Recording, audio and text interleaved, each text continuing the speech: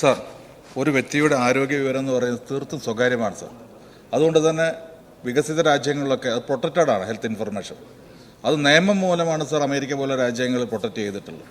Sir, ഇന്നത്തെ ഒരു സാഹചര്യത്തിൽ നമ്മെ സംബന്ധിച്ചിടത്തോളം ഇത്തരം കാര്യങ്ങൾ കാണിക്കുന്നത് നമ്മുടെ കേരളത്തിലെ ജനങ്ങളുടെ ആരോഗ്യവുമായി ബന്ധപ്പെട്ട കാര്യങ്ങൾക്ക് യാതൊരു സുരക്ഷയുമില്ല എന്നാണ്. RCCയുടെ കാര്യം മാത്രമാണ് പുറത്തു വന്നത്. മറ്റ് ഹോസ്പിറ്റലിലെ കാര്യം നടന്നിട്ടുണ്ടോ എന്ന് പോലെ അന്വേഷിക്കാനുള്ള സംവിധാനം ഉണ്ടോ എന്നെനിക്കറിയില്ല സർ. മറ്റ് ഹോസ്പിറ്റലുകളും അത്തരം സംവിധാനങ്ങൾ എന്തെങ്കിലും നടന്നോ എന്ന് പരിശോധിക്കുവാനും അതോടൊപ്പം തന്നെ ഇത്തരം കാര്യങ്ങളിൽ നിയമം കൊണ്ടുവന്നുകൊണ്ട് ഇത് നേരിടാനുള്ള നടപടി ഗവൺമെൻറ് സ്വീകരിക്കുമോ എന്നുള്ളതാണ്. സർ, ബഹുമാന്യനായ അംഗം പറഞ്ഞതുപോലെ ലാഘവത്തോടെ അല്ല ആരോഗ്യവകുപ്പ് ഇത് കാണുന്നത്. നമ്മൾ കാണേണ്ടത് RCCയിൽ ഈ ഒരു ഡേറ്റ അപ്ലോഡ് ചെയ്യാൻ കഴിയാത്തൊരു സാഹചര്യത്തിൽ, ഒരു പേഷ്യൻറ്റിൻ്റെ പരിശോധനയുടെ ഡേറ്റ അപ്ലോഡ് ചെയ്യാൻ കഴിയുന്നില്ല ഒരു സിസ്റ്റത്തിൽ. ഉടനെ തന്നെ അവിടെ പരിശോധന ഉണ്ടായി സർ, എന്തുകൊണ്ട് ഡേറ്റ അപ്ലോഡ് ചെയ്യാൻ കഴിയുന്നില്ല എന്നുള്ളത്.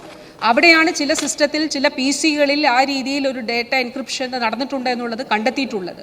ഇവിടെ പറഞ്ഞതുപോലെ 4 സെർവറുകൾ, അത് ഈ കമ്പനികളുമായിട്ട് GE കമ്പനിയും വേരിയൻ കമ്പനിയുമായി ബന്ധപ്പെട്ടിട്ടുള്ള അവരുടെ 4 സെർവറുകളാണ് സർ ആ രീതിയിൽ അറ്റാക്ക് ചെയ്യപ്പെട്ടിട്ടുള്ളത്. പരമപ്രധാനമായിട്ടുള്ള കാര്യം, RCC പോലെ ലക്ഷക്കണക്കിന് ആളുകൾ വന്നു പോകുന്ന ഒരു സ്ഥാപനത്തിൽ അതിൻ്റെ മേജർ കമ്പ്യൂട്ടർ സിസ്റ്റത്തെ തൊടുവാൻ അവർക്ക് സാധിച്ചില്ല എന്നുള്ളത് തന്നെയാണ് സർ. അതിന് കാരണം ഫയർവാൾ ഉൾപ്പെടെ മറ്റ് സുരക്ഷിത സംവിധാനങ്ങൾ RCCയിൽ ഉണ്ടായിരുന്നത് കൊണ്ടാണ്.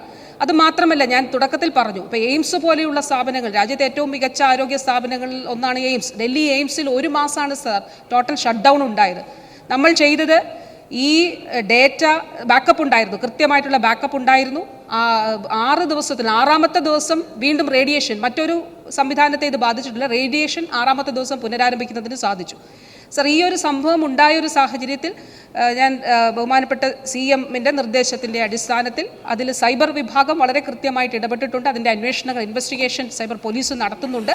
അതോടൊപ്പം IT വിദഗ്ധരുടെ നേതൃത്വത്തിൽ എന്തൊക്കെ നടപടികൾ, RCC മാത്രമല്ല, ഇപ്പോൾ മലബാർ ക്യാൻസർ സെൻ്ററൊക്കെ ഉൾപ്പെടെയുള്ള നമ്മുടെ സ്ഥാപനങ്ങളിൽ, മറ്റ് ആശുപത്രികളിൽ, നമ്മുടെ DHSൻ്റെയും DMEയുടെയും കീഴിലുള്ള സ്ഥാപനങ്ങളിൽ എന്തൊക്കെ സൗകര്യങ്ങൾ ചെയ്യണം, നിലവിലുള്ളതിൻ്റെ ഒരു പരിശോധന എന്താണ്, ഇപ്പോൾ ഒരു ഓഡിറ്റ് കൂടി നടത്തുന്നതിന് തീരുമാനിക്കുകയും ആ രീതിയിലുള്ള പരിശോധനകൾ നടക്കുകയും ചെയ്യുന്നുണ്ട് സർ.